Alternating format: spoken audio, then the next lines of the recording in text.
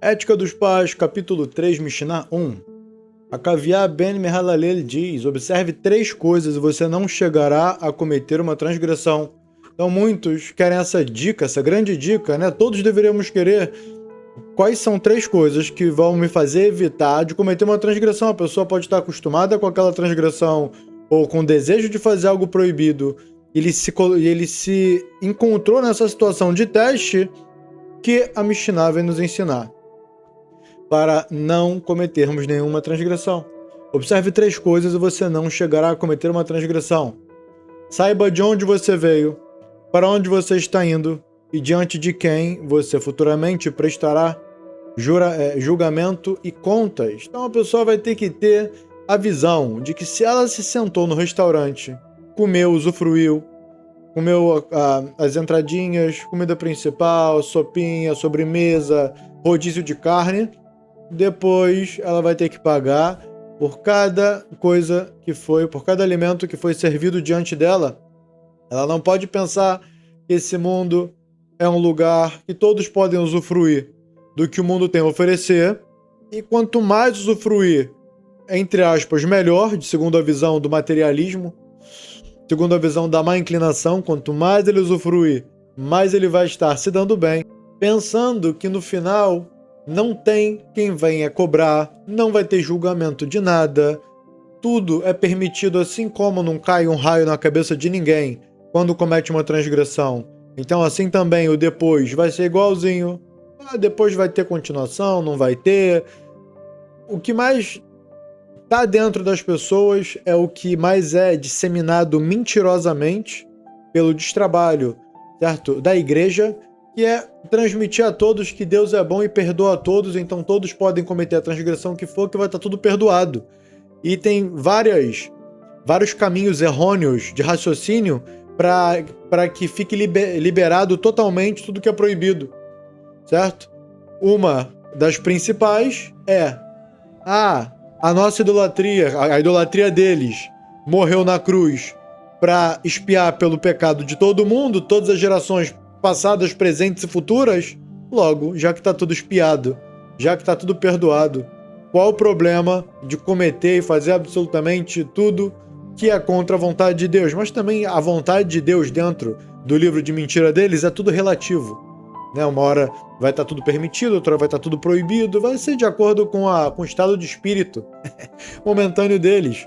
Então aqui, essa consciência de que tudo vai ser cobrado, a alma vai passar por um tribunal onde cada detalhe do que ela falou, do que ela pensou, o ato que ela fez, qual foi a intenção, tudo vai ser visto, vai ser passado um pente fino numa peneira microscópica e vai passar o que tiver real valor. Somente o ouro extremamente fino vai passar e tudo que for cascalho, pedrinhas, vai ficar em cima. Saiba de onde você veio, para onde você está indo e diante de quem você futuramente prestará julgamento e contas. Então, ter essa consciência diária.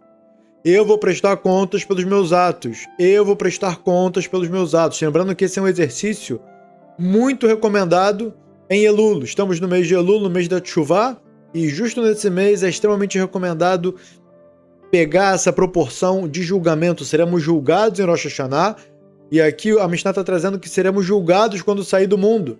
Então a gente tem que ter isso em mente o tempo todo, essa responsabilidade. É como alguém trabalhar numa empresa, num cargo de responsabilidade, ele ter consciência do seu papel, da sua função na empresa, e todos os seus atos, as suas falas, elas vão ser serão alinhados com o seu cargo na empresa. Ninguém aqui vai ocupar, certo, um cargo elevado na Microsoft, onde tudo que ele falar pode trazer consequências tanto extremamente positivas quanto devastadoras, acabar com a empresa. Se ele fizer uma gracinha, falar alguma coisa de deboche, de piadinha, e os programadores entenderem aquilo como ordem, até ele se explicar e dizer que era brincadeira, que não era, já um monte de código ali já foi jogado no sistema de modo errado, já um monte de bugs ali, todo tipo de mau funcionamento do sistema já vai estar acontecendo. Isso com relação a qualquer cargo elevado. Então, essa consciência de que seremos julgados é uma simples consciência real do cargo elevado que nós temos e o cuidado que a gente tem que ter com esse cargo elevado para não cometer destruições no mundo. De onde você veio? De uma gota fétida. Para onde você está indo? Para um local de pó, larvas e vermes. E diante de quem você futuramente prestará julgamento e contas? Diante do Rei dos Reis, o santo bendito seja ele, o Criador do céu e da terra. Da onde a gente veio, a pessoa pode muitas vezes olhar para os seus talentos, cada um com o seu talento, e se ver de um modo acima dos outros. Eu sou melhor nisso, o outro é pior nisso. Eu sou melhor naquilo, o outro é pior naquilo. Olha como ninguém consegue fazer isso que eu faço. Essa é a visão normal de uma criança e essa é a visão da má inclinação antes da pessoa. E também no Hinuch Eladim, no estudo que a educação dos filhos é ensinado pela Torá, pelos sábios da Torá, que na criança mora a má inclinação, somente entra a boa inclinação quando ela chega com a idade de 13 anos e a menina de 12. E isso é para nos trazer esse aspecto de que a criança, do jeito que ela é, bagunceira, respondona, tudo isso tem que ali direcionar ela, explicar que não é daquela maneira, é do jeito respeitoso, porque Hashem no final fez a criança vir ao mundo com a tendência negativa ao extremo, para que nós identifiquemos isso em nós mesmos e possamos nos consertar, não é à toa. Hashem podia mandar a criança já educadinha, já toda certinha, inclusive, a parte mais profunda vem trazer que se a pessoa realmente já está toda bem trabalhada, toda consertada, o filho que ela vai ter, a probabilidade que ele venha já todo consertadinho, não venha um bichinho, é muito grande, porque Hashem utiliza dos meios do mundo, do filho e dos familiares, para se comunicar com a pessoa, para que ela entenda no que é necessário retornar em seus atos. E aí, se que já está retificado, não tem para que Hashem mandar todo tipo de aviso. Disso, problemas desaparecem. Disso, a dificuldade de educar as crianças simplesmente some. Então, da onde a gente veio? De uma gota fétida? Todo o tempo que a pessoa se sentir melhor do que os outros, eu sou talentoso, eu sei fazer negócio, eu sei cantar, eu sou alto, eu sou bonito, eu sei escolher bem as coisas, todo o tempo que ele olhar para si mesmo como maioral e os outros piores do que ele vai estar entrando em problema grave. Então aqui a Mishnah vem trazer, olha de onde você veio. O que você é? Você é nada mais do que uma gota fedorenta. Você veio de lá, você é nada mais do que isso. É claro que a pessoa deve reconhecer, sim, seus talentos, suas habilidades, e investir nisso, e exercer um papel no mundo que tem a ver com esse talento, não é à toa que a Hashem te deu esse talento, mas não utilizar isso do lado da prepotência, da arrogância, do egocentrismo. Para onde você está indo? Para um lugar de pó, larvas e vermes. Então aqui vem arremeter, vem desconstruir, vem conscientizar o ser humano que ao invés dele viver para ter mais, eu vou ter um carro melhor, eu vou trabalhar 10 anos, eu vou investir o dinheiro e vou trabalhar 20 horas por dia e dormir 4 para eu poder ter o carro melhor, para eu poder ter os melhores passeios, eu conhecer todos os pontos turísticos mais famosos do mundo, para eu conseguir pagar um encontro com um tal famoso numa reunião de grandes empresários, eu vou pagar por isso, a pessoa tá ali sonhando, tá? Todas as besteiras que ele ficou assistindo na frente da tela, filme, série, tudo que é lixo, aquilo ali batendo flashback, e ele automaticamente sendo levado a seguir atrás do que o mundo bombardeia ele com todo tipo de propagandas. Então ele vira nada mais do que um escravo da sociedade e o escravo da má inclinação, que o próprio marketing utiliza da má inclinação da pessoa para que o marketing junto com a má inclinação consiga escravizar a pessoa e fazer dinheiro em cima dela. Então devemos tomar um cuidado muito grande com todo tipo de toxinas que tem ao nosso redor, em todo tipo de aparelhos, em todo tipo de telas, até mesmo no outdoor, etc. É claro que não é para a pessoa se fechar completamente, mas estar consciente e não cair nessa armadilha. Então a pessoa pode a vida inteira ir atrás do que a sociedade prega ser o que vai dar para ele prazer e satisfação, que isso é totalmente vão e vazio, ele nunca vai alcançar. A Mishnah vem trazer o quê? Para onde é que você está indo? Você está juntando tudo isso. Tá bom, você tem 80 anos, você tem 90 anos de vida. Até os seus 20 anos, você ali se formou. Dos 20 anos para frente, você demorou ainda até os 40 Até os 40 para conseguir comprar tudo que você queria. Você queria um barquinho, uma casa de campo, uma casa de passeio, e não sei. Tudo que você quis materialmente, você botou ali um prazo de 20, 30 anos para conseguir. Foi tão difícil que você desgastou sua própria saúde. Aí, chegou no final da vida, agora ele vai usufruir de tudo que ele tem. Quanto tempo você tem para usufruir de tudo? Você tem o quê? Sobrou 40 anos, sobrou 30 anos, sobrou 20 anos, sobrou 10 anos. Pra onde você tá indo? E tudo isso que você tá juntando, você tá... Pra onde você tá indo? Pra onde você vai? Você vai conseguir carregar tudo isso que você não para de juntar? Pelo que você tá brigando? Você tá brigando pelo quê? Você tá brigando pra ter um status melhor, um conforto maior, certo? Uma pessoa do seu lado específica, você tá lutando e trabalhando, e indo atrás, e lutando judicialmente, advogado e o que for. Pra quê? Simplesmente para você, nesse momento aqui na Terra, ter o que você imagina ser o melhor para você? Logo, logo, você vai para um lugar de pó, larvas e vermes comerão seu corpo. Isso não é pejorativo falar. Isso não é um xingamento, nem uma maldição. É algo notório. Não existiu ninguém que conseguiu sobreviver à morte. Não existiu ninguém. Então é algo certo. Aí você para pra pensar, tá bom. Então, ok, entendi. Estou perdendo tempo com um monte de coisa vã e vazia. E lembrando que a pessoa deve voltar em tchuvá um dia antes que ela vai morrer. Um dia antes dela morrer, ela tem que voltar em tchuvá. E os alunos perguntam pro Rav, mas qual que é o dia que a pessoa vai morrer? Ela não sabe qual que é o dia. O Rav responde, exatamente. Então, todo dia você tem que voltar em tchuvá como se você fosse morrer no outro dia. Exatamente o oposto do que a sociedade diz, do que a cultura global vem ensinar. Aproveite ao máximo hoje, porque amanhã pode ser que você morra. Vem a Torá e diz, faça tchuvá hoje e se torne um soldado de Deus, um Eved Hashem, porque pode ser que amanhã você venha morrer. Então essa coisa da pessoa contar que ela vai morrer com 70, 80 anos, é algo totalmente incerto. Pode ser que a coisa aconteça muito antes do que você começar a alcançar aquilo que você imaginou que seria o ideal para você, digamos, dizendo sobre prazeres materiais. Sem falar que Adam lo olech min haolam vechetzita avato beado. A pessoa não morre, a pessoa não sai desse mundo e a metade do que ele desejava conseguir, ele conseguiu. Ou seja, ele deseja 100 coisas. 50, a metade do que ele desejava, ele não vai sair do mundo sem conseguir a metade do que ele deseja. Isso é uma promessa, isso daí é uma regra do mundo que a Torá ensina, uma regra do mundo. A pessoa não sai do mundo e a metade dos seus desejos será satisfeita. Não existe satisfazer o desejo, porque a má inclinação vem arremeter e trazer esse lado dos desejos sem fim. Você conseguiu esse objetivo material, a má inclinação vai te dar um leque de outras que você deve alcançar e te escravizando cada vez mais. Então, para onde a pessoa está indo? Para um lugar de pó, larvas e vermes. Ok, entendi. Perdendo meu tempo com um monte de besteira, o que eu devo fazer?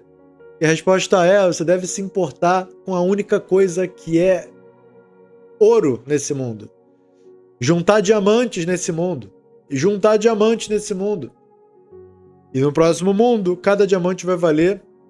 Tem algumas histórias que tá vendo na minha cabeça que justo arremetem a esse... Se eu não me engano, foi o Hafetz Haim que ensinou uma história de uma pessoa que foi para uma ilha. Lá naquela ilha, ele encontrou uma quantidade de diamantes absurda.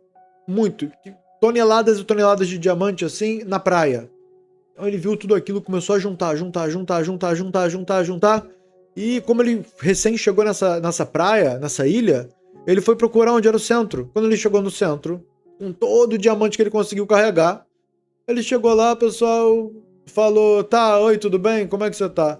Falou, olha aqui, eu tenho tudo isso daqui, eu quero vender.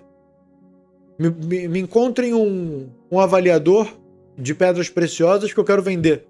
Aí ele chegou lá, a pessoa começou a rir dele, debochar dele.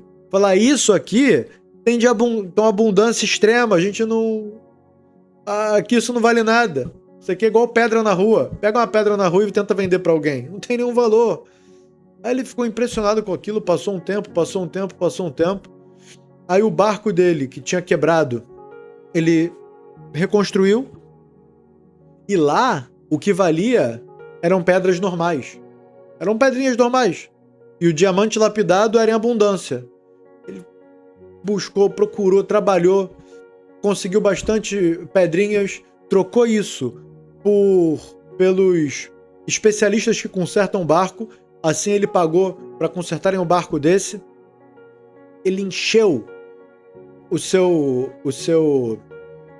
barco com essas pedras comuns. Depois que consertaram o barco dele, ele colocou todas as pedras no barco e voltou. Quando ele chegou na terra normal, certo? No mundo onde a gente está, simplesmente ele chegou carregado de pedras, carregado de pedrinhas, areia. E quando ele foi se dar conta, lá o diamante não valia nada, mas aqui valia tudo. Lá a pedra, lá valia tudo, e aqui no mundo real não vale absolutamente nada. É exatamente assim o Olamazé e o Olamabá. O mundo que a gente vive hoje e o mundo vindouro. Certo? A gente veio para o Olamazé. O barco quebrou, a gente foi para uma ilha. Certo? Todo tipo de coisas que parecem os diamantes nesse mundo praticamente não valem nada. Aquele que se esforça com a vontade de Deus, estuda a Torá, reza, se conecta com Deus, faz tudo pelo certo, de acordo com a lei estrita da Alahá, da vontade de Deus, esse daí é o quê? Mais um. Ele vai ser admirado por alguém, vai ser visto? Nada. Ele tá ali no cantinho dele fazendo o que ele tem que fazer. E, inclusive, ele é muitas vezes visto pelo contrário, né? O moralista, o certinho, o conscientizador. A gente não precisa de gente assim aqui que vem acabar com a nossa festa. Ele é visto ainda de um jeito oposto, de um jeito negativo. Certo? Então, nesse mundo, diamante não tem nenhum valor. Agora, no mundo... E aqui, tudo que é rolo, tudo que é profano, também a palavra rolo é areia, tudo que é profano, tudo que é areia nesse mundo tem valor demais, muito valor. Agora, no Lama Emeta, no mundo da verdade, você chegou com areia, você chegou sem valor nenhum. Você chegou zerado. Toda a chance que você tinha de pegar, quanto mais toneladas e toneladas possível colocar no barco, melhor você estaria, certo? Com maior valor verdadeiro, você realmente teria trazido e assim teria uma fortuna a perder de vista. Então, a gente tem que ter essa consciência do lugar que a gente está indo. A gente não vai levar talento, nem carreira, nem dinheiro, absolutamente nenhum objeto material, nada. Só o que a gente vai levar são nossas boas ações e o nosso esforço ao estudo da Torá e a cumprir a vontade de Hashem.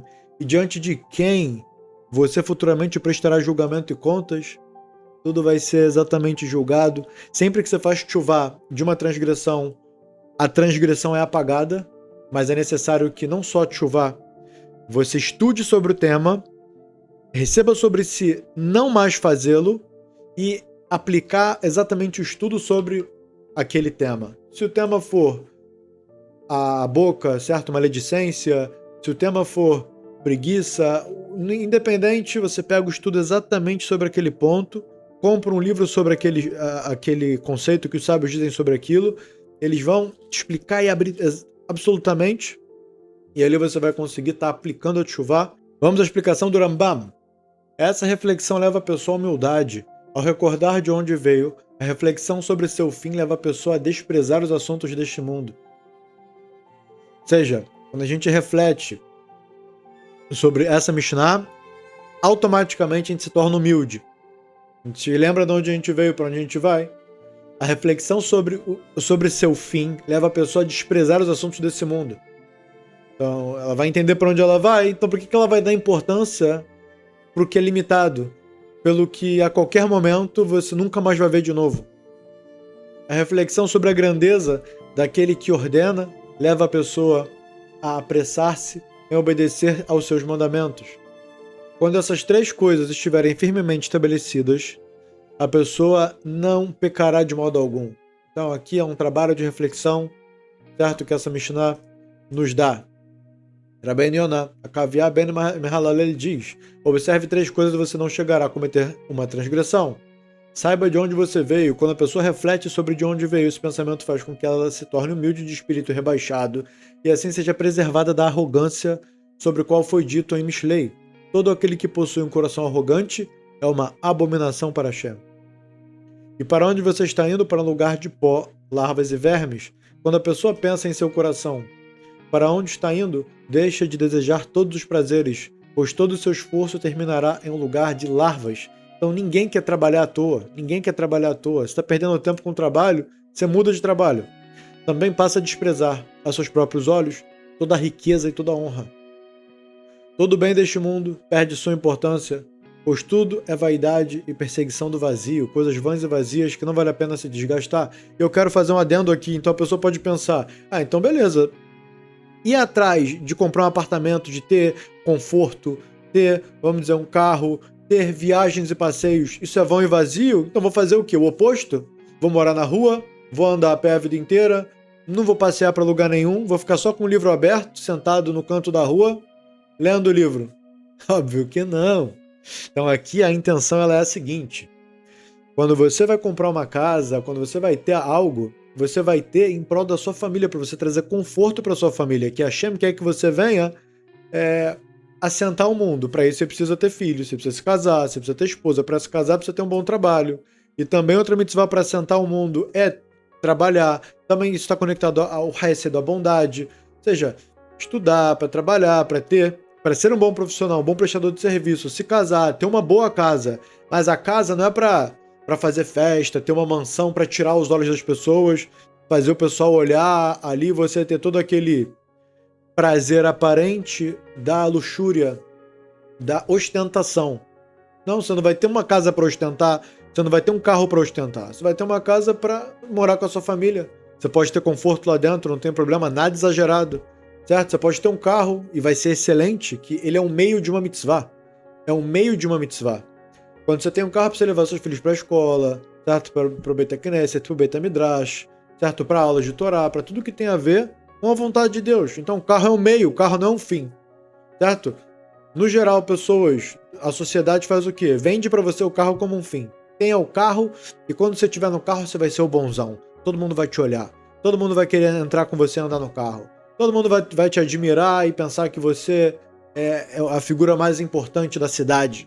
Porque você está no carro X. Então o cara vai lá, investe dinheiro, desperdiça, gasta dinheiro com o carro e bota todo tipo de modificação e luzinha aqui e adesivo ali para aparecer, para mostrar, e serra o cano do carro e faz aquele barulho que irrita todo mundo, mas ele vai se sentir no pedestal. Ele virou simplesmente o Eved, o escravo da má inclinação dele, certo? Então aqui você tem um carro normal, um carro, sabe, que vai comportar a sua família. Você vai conseguir passear também de vez em quando, é algo que vem renovar energias, e a Torá estimula passeio, estimula você ter uma casa que vai ser bom para você.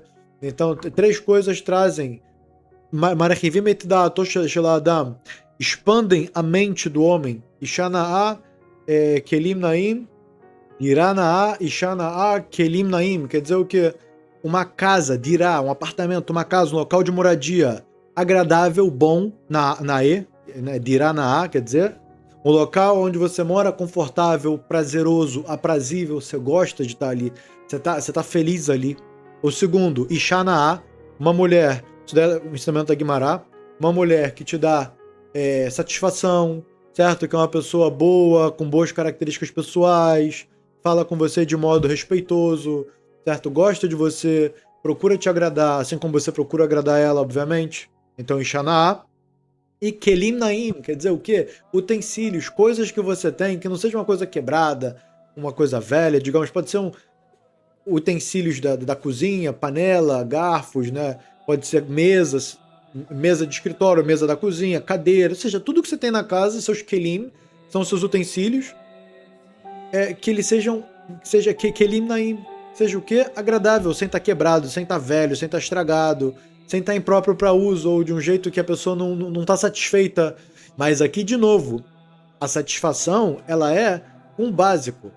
Tudo bem, você tem de tudo do básico e você tem coisas que te agradam. Aqui é simplesmente não estimular uma inclinação a virar ostentação, a virar algo fora totalmente desproporcional. Coloca tudo em proporção e tenha coisas boas, tenha coisas agradáveis. Dirana'a, Ishana'a, Kelim Naim. Tenha coisas agradáveis na sua vida. Não procure. Aí você pode pensar, mas o sofrimento é algo que vem a espiar. Então vou procurar justo uma mulher que não me agrada, que tem Midot, era outra, que é uma mulher irritada, uma mulher estressada, certo? Alguém totalmente sem paciência, uma mulher que até mesmo a beleza não agrada. Teve o Sábio da Guimará, teve a história do Sábio da Guimará, que ele fez isso.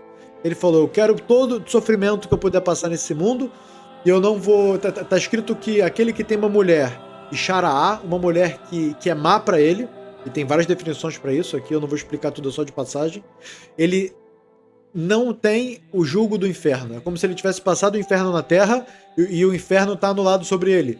O ensinamento é: 3 não veem o inferno. 3 não vão ter sobre eles o jugo do inferno.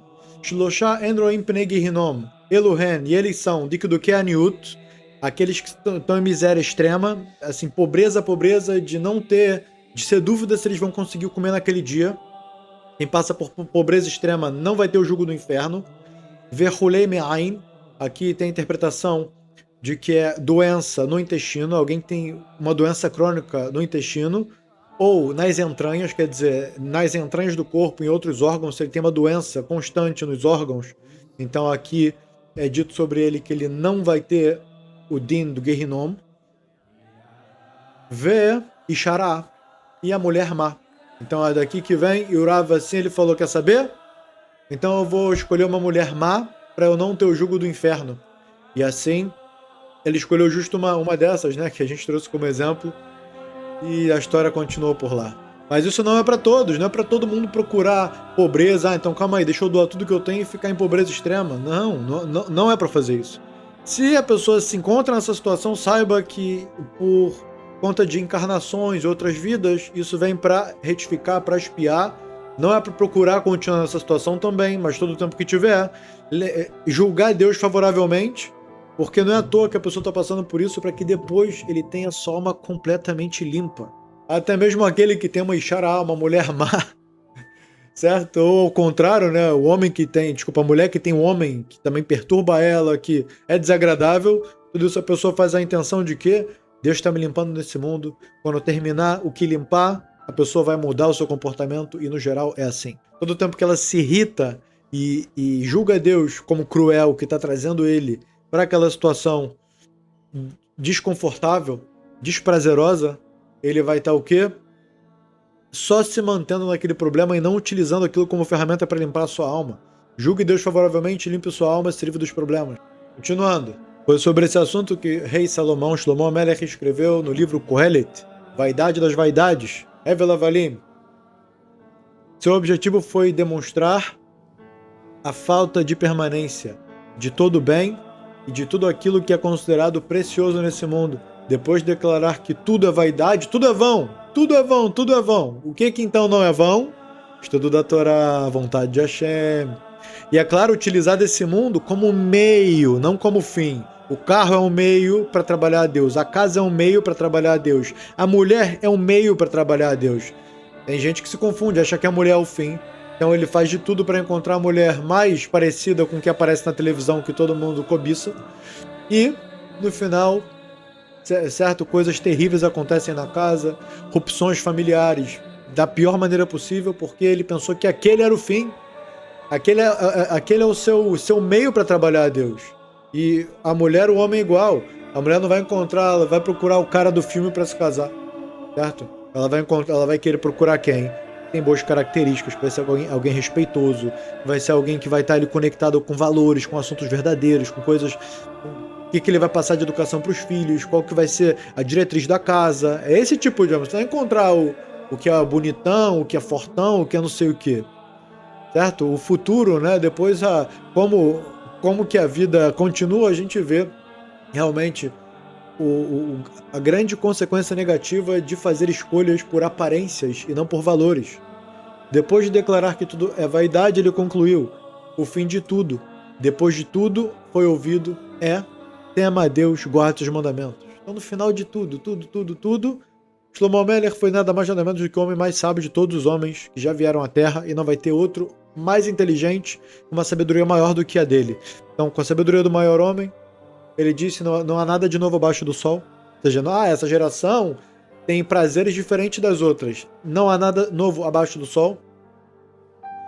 No final das contas, tudo é vão e vazio, e a única coisa que tem valor nesse mundo Tudo é vão e vazio comparado à areia. E nesse mundo a única coisa que tem valor são os diamantes, que são equiparados ao quê? A temer a Deus, a amar a Deus, a seguir um caminho de Torah e Mitzvot.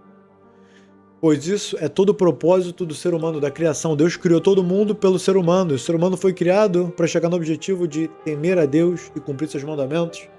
Então é isso, pessoal. Vamos terminando mais um estudo para você que não faz parte do grupo do WhatsApp aberto, grupo de notificações. De vez em quando abrimos o grupo para perguntas. E lá é um local também onde publicamos áudios que não são publicados aqui no YouTube. Conteúdo exclusivo. Todo tipo de atualizações, todo tipo de traduções que vamos fazendo da Paraxá da Semana e de outros livros a gente manda lá, certo? Também aqui no YouTube a gente manda, só que lá você recebe com certeza. Aqui no YouTube nem sempre aparece para a pessoa o post do canal, então super recomendo que entrem lá, estejam conosco, certo? Então é isso, tudo de bom e até o próximo estudo.